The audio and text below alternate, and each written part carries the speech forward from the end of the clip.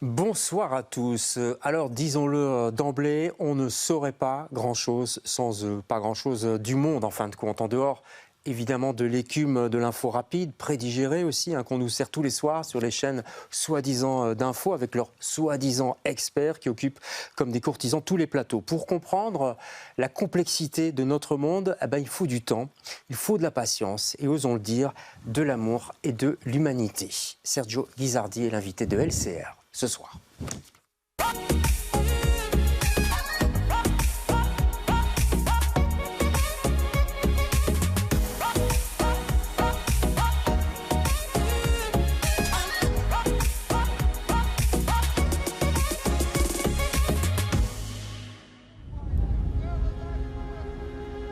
Он будет работать с природой. И он и останется таким, каким родился. Вот. Природа – это свобода. У каждой бригады вольнёда свои маршруты касания, свои пастбища.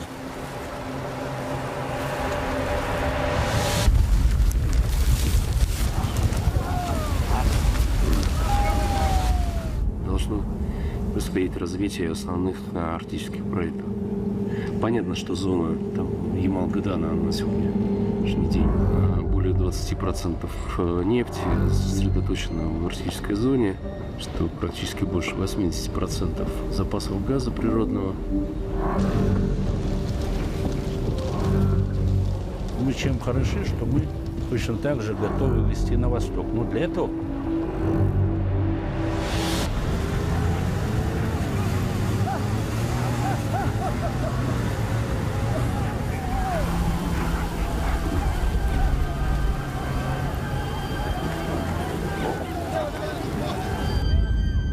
Для меня тундра – это все, наверное. Здесь не как в городе или в поселке. Есть свобода. 80 миллионов тонн грузопотока по Северному морскому пути. Думаю, что они природу нарушают, потому что вот где там освоение, там и факелы, там и выбросы газа. Но до этой недели, конечно, надо выжить. Да, конечно, тяжело. Бывает тяжело. Чем будут заниматься те люди, которые останутся без оленей в поселке? Да, сильнее, она быстро восстанавливается. Вот газ-то не вечный, она закончится. А после этого земля зарастет. Еще лучше, по-моему.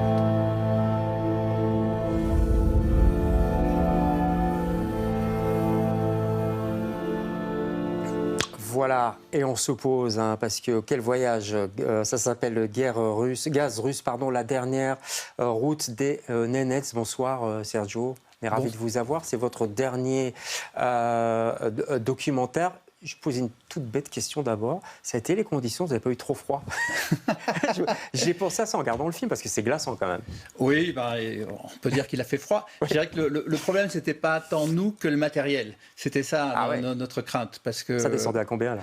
On est allé jusqu'à moins 25, peut-être un peu moins 30. Et les conditions de tournage sont telles qu'il faut être en tout cas attentif. Parce que c'est pas prévu pour ça, les caméras, les éclairages. Non. Le premier jour, quand on est sorti avec les caméras, la lentille a dégagé une sorte de buée. Ah, ça vous m'étonnait. Et donc, il a fallu attendre qu'il n'y ait plus de buée pour pouvoir tourner. Mais à ce moment-là, le temps qu'on attendait, on avait froid, donc on n'avait qu'une seule envie, c'est de rentrer dans la tente pour pouvoir se réchauffer. Donc, il a fallu s'adapter. Et l'adaptation, c'est vraiment au cœur du travail que l'on a fait avec mon équipe sur place. Ça fait partie du travail de documentariste, on n'y pense pas toujours, mais parce qu'on n'est pas dans la fiction, c'est pas du décor. Vous y êtes. Deux routes qui s'opposent en fait dans ce film, celle d'une transhumance sibérienne, la plus grande d'après ce que vous dites, et puis l'émergence de la route maritime du nord, même du nord-ouest, est, pardon. Alors, où est-ce qu'on se situe? On va regarder une carte si vous le voulez bien, grâce à Google Earth. Voilà, c'est la péninsule du Yamal. On est quoi? Au nord-ouest de la Russie, de l'Oural en fait, c'est ça? En fait, l'Oural, c'est la chaîne de montagnes qui sépare l'Europe de l'Asie. Ouais. Et on est juste derrière, et vous voyez une sorte d'arc à flèche au-dessus qui est la Nouvelle Zample, ou qui est en blanc. Tout à fait. Et juste à l'est, on a la péninsule de Yamal. Et cette péninsule, elle est vraiment dans la partie occidentale de la Russie.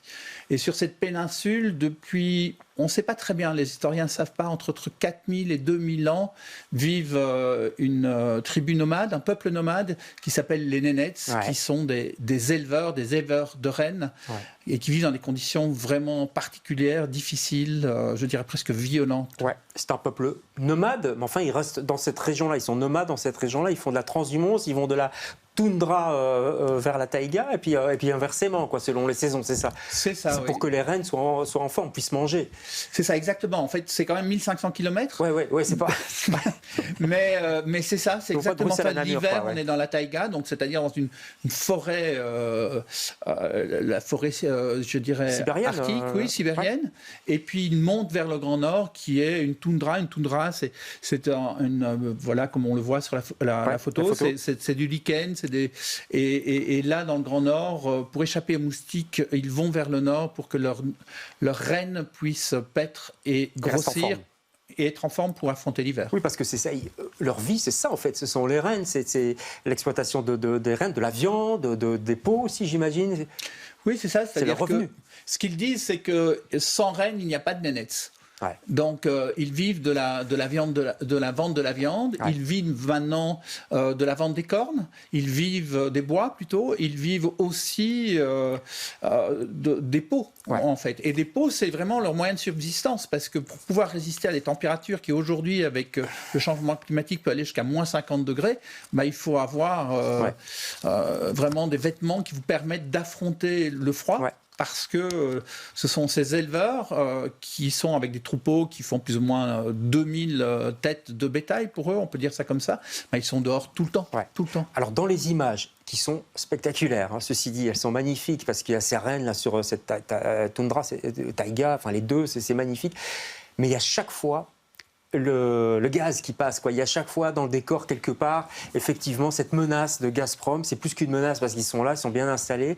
Exploitation gazière, effectivement. Et c'est pas fini, ça fait qu'augmenter, en fait, c'est exponentiel. C'est ça, en fait, ça fait 50 ans qu'on a découvert qu'il y avait du gaz. Ouais. Puis il y a eu, en Union soviétique, en Russie, il y a eu tous les mouvements. Mais depuis une vingtaine d'années seulement, on exploite le gaz à Yamal, et le gaz à Yamal représente aujourd'hui 85% de l'exploitation gazière russe. C'est incroyable. C'est Gazprom en fait, c'est ça. Ouais. Oui, c'est ça. C'est Gazprom d'un côté, et de l'autre côté, c'est Novatek. Et Novatek n'aurait pu exister sans Total pour pouvoir transporter le gaz sous forme de gaz naturel liquide dans des super-tankers brise-glace. Ouais. Alors, les conséquences pour les Nénets, c'est quoi? Parce qu'on se dit, ils peuvent passer en dessous finalement, mais c'est plus grave que ça. C'est des conséquences pour eux, mais c'est aussi des conséquences environnementales, climatiques, enfin tout se tient, non? Ou tout se tient pas, quoi. Tout se tient, c'est-à-dire que l'industrialisation, donc les Russes veulent faire de plus en plus de sites d'exploitation, donc c'est-à-dire plus en plus de sites d'exploitation, c'est-à-dire de moins en moins de pâturage, dans un sens. Le deuxième, c'est que plus vous exploitez du gaz, plus vous provoquez le changement climatique, et donc plus vous provoquez le changement climatique, plus au niveau environnemental, ça bouge, mais aussi vous donnez accès à d'autres ressources minières qui provoquent encore plus le changement climatique. Et puis il y a ce qu'on pourrait appeler l'acculturation, c'est-à-dire que les Russes veulent absolument les intégrer dans la Fédération de Russie. Les obliger à aller à l'école, notamment, on voit bien ça dans le film aussi, les enfants qui sont séparés de leurs parents. 9 mois par an. 9 mois par an, qu'on retrouve dans des internats en Russie. Enfin, leur vie est complètement coupée. Je voudrais qu'on te dise un mot quand même des méthaniers, donc ces gros transporteurs de gaz par bateau. Et ça, c'est la fameuse route du Nord-Est, quoi. Il y a des images en 3D d'ailleurs. Pourquoi en 3D de ces bateaux?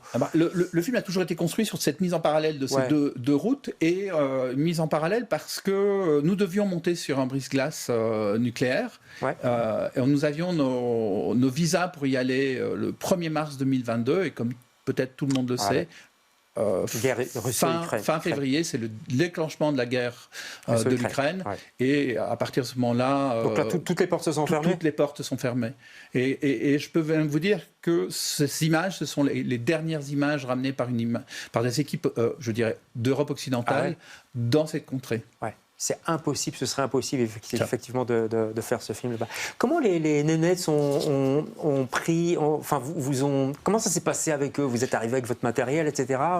Comment vous les avez? Je parlais d'humanité, de contact. C'est très important dans le documentaire de connaître les gens qu'on filme. Comment ça s'est passé? Moi, je pense qu'il faut avoir un zeste d'humanité, être à l'écoute, être humble et de regarder ce qu'ils font. Et puis, je crois que la démarche telle qu'on leur a proposé, leur a plu, même s'ils savent qu'ils sont entre les deux. C'est-à-dire que les Russes, ils craignent Gazprom. Ils savent que s'ils critiquent de trop, ça peut leur tomber sur le dos par la suite. Et puis là, j'ai reçu un message d'une anthropologue Nénette qui m'a dit, tu sais, ils savent ce que tu as fait pour eux. Et puis ça fait partie de ces beaux messages qui vous remplissent le cœur. Ça fait partie de votre métier aussi, non, ça, quelque part? De documentariste, de votre métier, de ce genre de...